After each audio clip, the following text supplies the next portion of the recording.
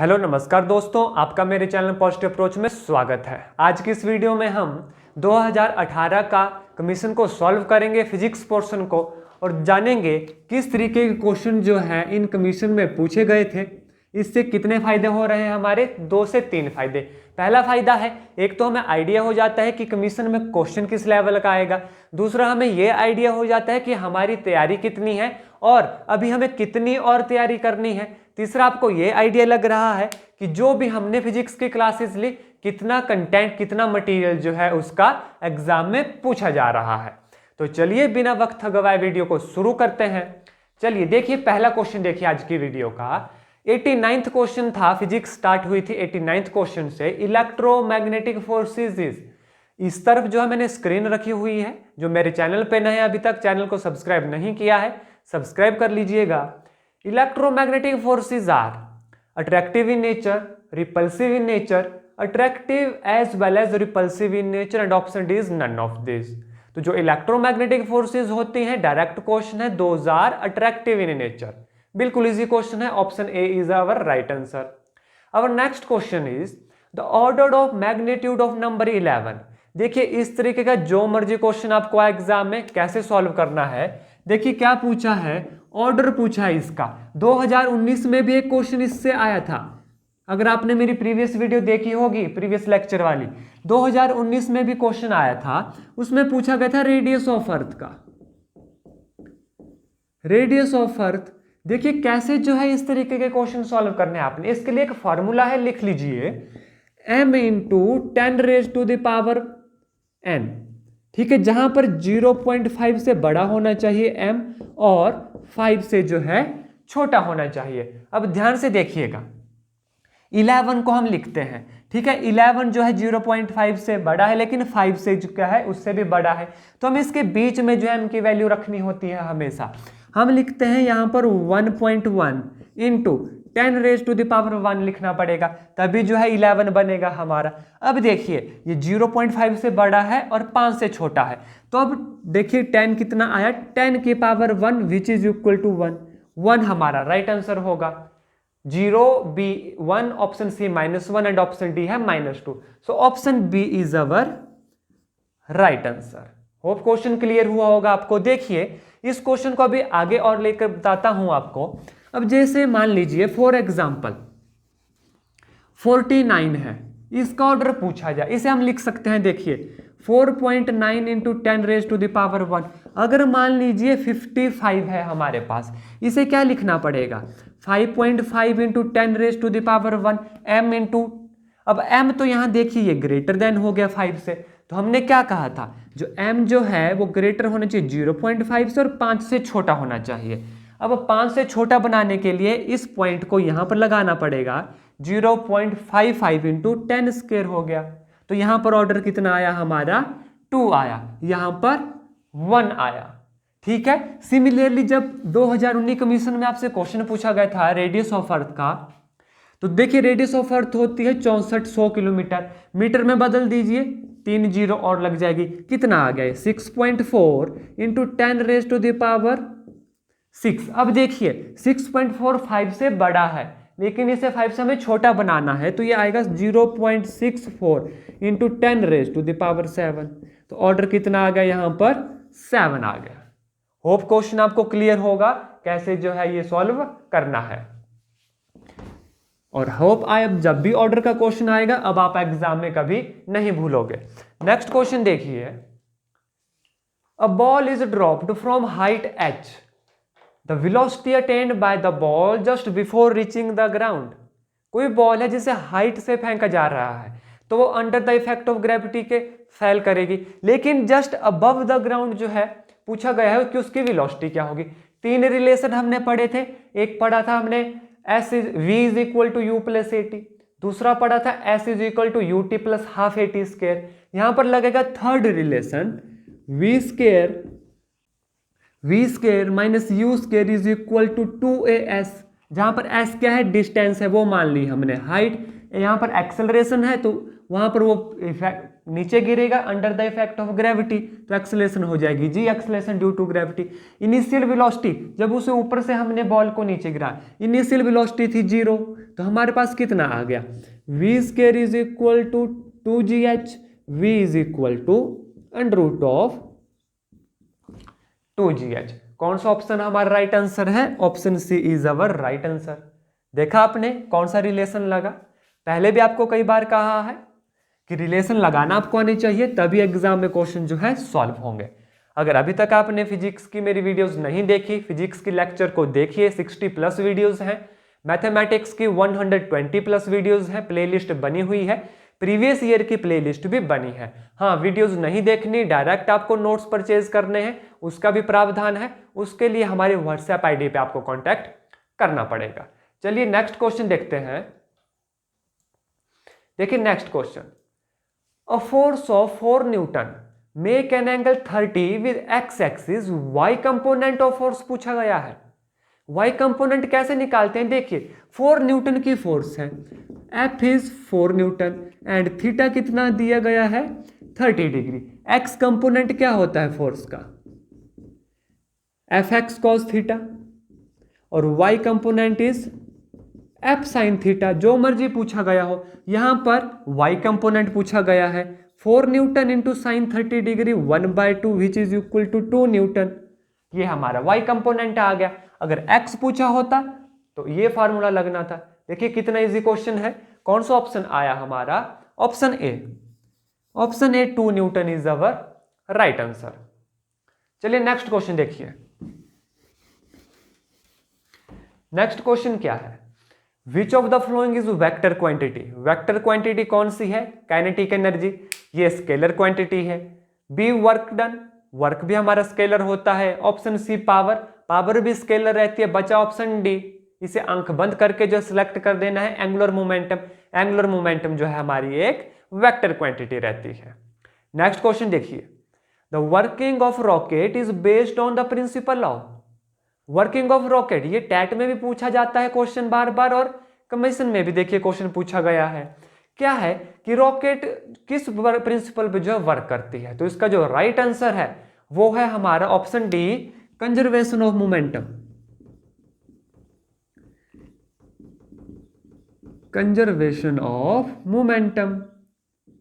इसमें आपको बता दूं, कंफ्यूज कहां होते हो, अगर आपको क्वेश्चन आए कि वर्किंग ऑफ रॉकेट, जब वर्किंग ऑफ रॉकेट आए, ठीक है, तब करता है वो कंजर्वेशन ऑफ मोमेंटम के ऊपर।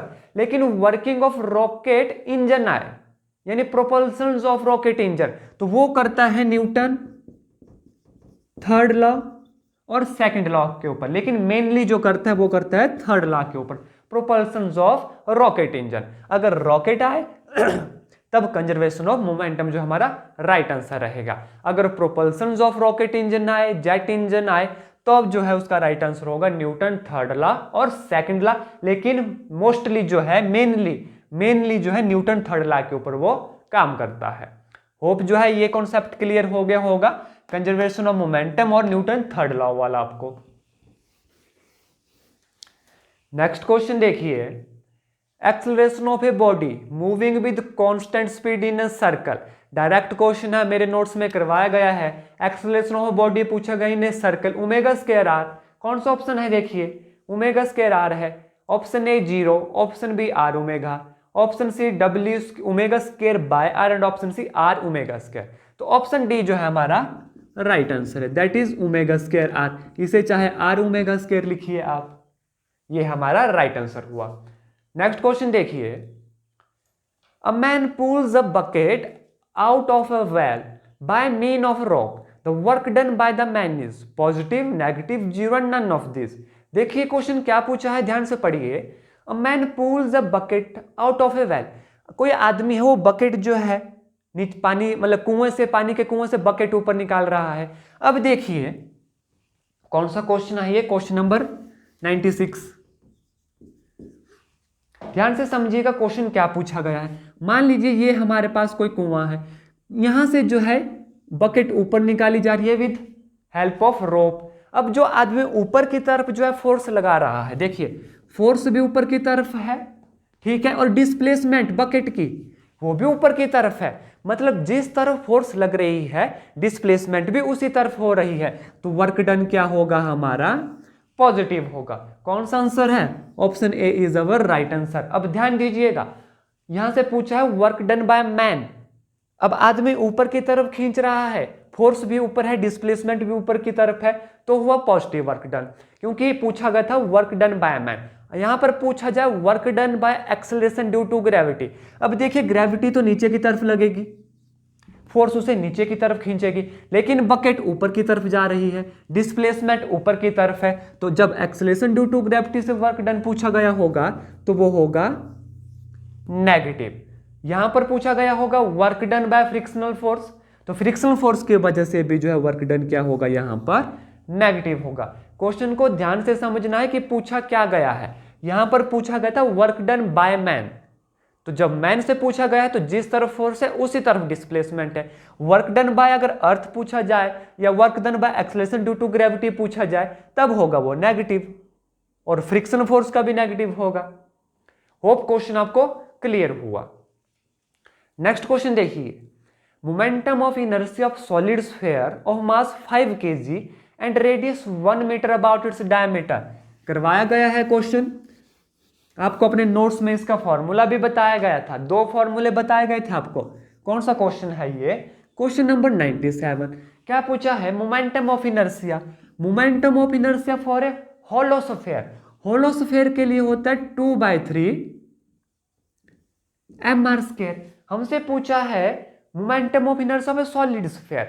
मोमेंटम ऑफ इनर्शिया बताया गया था आपको अर्थ का, मेरे नोट्स और मेरी क्लास में। अर्थ क्या होती है, सॉलिड स्फीयर होता है। कितना होता है उसका मोमेंटम ऑफ इनर्शिया, 2/5 mr²। ये अर्थ का मोमेंटम ऑफ इनर्शिया होता है, और अर्थ क्या है, एक सॉलिड स्फीयर है, तो कौन सा फार्मूला लगेगा, ये वाला 2/5 mr²। मास कितना है, मास है 5 kg इंटू रेडियस है 1, 5 से 5 गया 2, 2 हमारे पास आ गया kg/m²। तो कौन सा ऑप्शन हमारा राइट आंसर है, option B is our right answer. तो आपने देखा कौन सा फॉर्मूला लगा, this is momentum of inertia of hollow sphere, this is momentum of inertia of solid sphere. Formulas आपको जो है याद होने चाहिए। चलिए नेक्स्ट क्वेश्चन देखते हैं। The angle between the equatorial plane and orbital plane of geostationary satellite. देखिए एंगल पूछा है इक्वेटोरियल प्लेन और जियो स्टेशनरी सैटेलाइट का। अब ध्यान दीजिए, जियो स्टेशनरी सैटेलाइट जो है वेस्ट से ईस्ट की तरफ चलती हैं। मान लीजिए ये अर्थ है, जियो स्टेशनरी सैटेलाइट जो है वेस्ट से ईस्ट की तरफ चलेंगी, ठीक है। और इक्वेटोरियल प्लेन से, इक्वेटोरियल कहाँ पर है, इक्वेटोरियल प्लेन दिस साइड होगा अर्थ का, ठीक है। तो कितने डिग्री का एंगल बना रहा है, 0 डिग्री का, ठीक है। अगर यहाँ पर आपसे पोलर सैटेलाइट का पूछा गया होता, क्योंकि पोलर सैटेलाइट जो है नॉर्थ से साउथ की तरफ चलती हैं, तो इक्वेटोरियल प्लेन के साथ देखिए पोलर सैटेलाइट का इक्वेटोरियल प्लेन के साथ 90 डिग्री का एंगल होगा। तो ध्यान से देखना है क्वेश्चन क्या पूछा गया है। तो यहां पर हमसे पूछा गया जियो स्टेशनरी सैटेलाइट का, तो वो होगा 0 डिग्री। अगर पोलर सैटेलाइट का पूछा गया होता तब होता 90 डिग्री। नेक्स्ट क्वेश्चन देखिए, bulk modulus of perfectly rigid body is. Question करवाया गया है, बिना ऑप्शन देखे आंसर आना चाहिए, infinity. Bulk modulus rigid body के लिए जो परफेक्टली होती है कितना होता है, इनफाइनाइट होता है। तो ऑप्शन सी जो है हमारा राइट आंसर है। नेक्स्ट क्वेश्चन देखिए, 2 raindrops of radii 0.5 mm and 1 mm are falling on metallic plate. The ratio of the velocities of drops is. Ratio of velocity पूछा गया है। देखिए इस क्वेश्चन में कंफ्यूज नहीं होना है, ध्यान से क्वेश्चन देखना है। क्या पूछा है, देखिए 2 रेन ड्रॉप्स हैं, एक है देखिए 0.5 mm की और दूसरी है 1 mm की, ठीक है। क्या बोला कि are falling on metallic plate, metallic plate पे गिर रही हैं।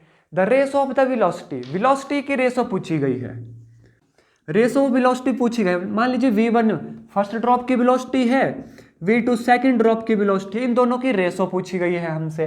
अब ध्यान दीजिए, वो गिर रही है under the effect of gravity. जब रेन ऑफ ड्रॉप्स गिरेंगी under the effect of gravity गिरेंगी। अब ये जो ग्रेविटी होती है ये मास पे डिपेंड नहीं करती, ठीक है। जब मास पे डिपेंड नहीं करती तो उस केस में वेलोसिटी होगी बराबर तो उस केस में जो है क्या हो जाएगी रेशो 1:1। उस केस में रेशो क्या होगी 1:1, क्योंकि under the effect of gravity गिर रही है। फॉर एग्जाम्पल, अगर मान लीजिए मैं इस पेन को नीचे गिराऊं, अगर मैं किसी कागज के टुकड़े को नीचे गिराऊं, ठीक है, तो जो जी होगी वो मास पे तो डिपेंड नहीं करती। होना क्या चाहिए कि दोनों चीज जो है, पेन भी और कागज का टुकड़ा भी, एक बराबर नीचे गिरना चाहिए। लेकिन वो नीचे बराबर क्यों नहीं गिरता? Due to the friction force of air, क्योंकि यहां पर एयर है। अगर वैक्यूम हो हमारे पास, ठीक है, अगर वैक्यूम हो तो पेन भी उतने ही समय में नीचे गिरेगा जितने समय में एक कागज का टुकड़ा, क्योंकि जो जी होता है वो इंडिपेंडेंट होता है मास के ऊपर। चाहे आप कागज फेंको नीचे, चाहे आप लोहे की कोई बॉल फेंको नीचे, वो एक बराबर नीचे गिरेंगे। लेकिन हमारे एटमॉस्फेयर में ऐसा नहीं होता, क्योंकि यहां पर वैक्यूम तो है नहीं, एयर है। ड्यू टू एयर रेजिस्टेंस जो पेन है जल्दी नीचे गिरता है, कागज आराम से नीचे गिरता है। अब ध्यान रखना है क्वेश्चन में पूछा क्या गया है। यहां पर पूछा है 2 रेन ड्रॉप। अगर इन्होंने वैक्यूम लिखा होता तब तो 1:1 हो जाता, लेकिन वैक्यूम यहां पर नहीं लिखा गया है, मतलब जो फ्रिक्शन है वो अपना रोल प्ले करेगा। ठीक है, तो इसका डायरेक्ट फार्मूला आपको बताता हूं। अगर इस तरीके का क्वेश्चन आए, टर्मिनल वेलोसिटी का फार्मूला लगता है यहां पर, जिस पर टर्मिनल वेलोसिटी जो होती है डायरेक्टली प्रोपोर्शनल होती है रेडियस का स्क्वायर, 0.5 का स्क्वायर डिवाइडेड बाय 1 का स्क्वायर। ये हमने निकालना है आंसर। कितना आ गया? 0.5 का स्क्वायर 0.25 यानी 0.25, तो 0.25 होता है 25/100 विच इज इक्वल टू 1/4। तो रेशो कितनी आ गई? 1:4 आ गई वेलोसिटीज की। होप क्वेश्चन आपको क्लियर हुआ होगा कि कब इसकी रेशो 1:1 होगी और कब इसकी रेशो जो है 1:4 होगी। तो इस क्वेश्चन का राइट आंसर है ऑप्शन सी। ठीक है, अगर वैक्यूम क्वेश्चन में लिखा गया होता तब ये बराबर गिरती, क्योंकि acceleration due to gravity G जो है इंडिपेंडेंट होती है मास पर। अगर जी इंडिपेंडेंट है तो वेलोसिटी हमारी बराबर हो जाएंगी दोनों चीजों की। होप यहां पर जो है कॉन्सेप्ट क्लियर हुआ होगा कि कौन सा पॉइंट जो है यहां पर लगेगा। चलिए नेक्स्ट क्वेश्चन देखिए, और इस वीडियो का लास्ट क्वेश्चन है, liquids and gases are heated by the process of. जो लिक्विड हैं और गैसेज हैं वो किस प्रोसेस से जो है हीट होते हैं? डायरेक्ट क्वेश्चन है। ऑप्शन 1 इज, फर्स्ट जो ऑप्शन है वो है conduction, option second is convection, option C जो है radiation, and option D none of this. तो उसका जो राइट आंसर है, लिक्विड और गैस जो है हीट करते हैं किस प्रोसेस से, वो होता है कन्विक्शन, यानी ऑप्शन बी। ऑप्शन बी जो है हमारा इस क्वेश्चन के लिए राइट आंसर है। आज की वीडियो में इतने ही क्वेश्चन करेंगे। नेक्स्ट वीडियो में 2018 कमीशन में जो इसके नेक्स्ट क्वेश्चन है उनको सॉल्व करेंगे। वीडियो आपको अच्छी लगती है प्लीज लाइक शेयर करें, और हाँ मेरे चैनल पर नए हैं तो चैनल को सब्सक्राइब करना ना भूलिएगा। आज की क्लास में बस इतना ही। धन्यवाद। जय हिंद, जय भारत।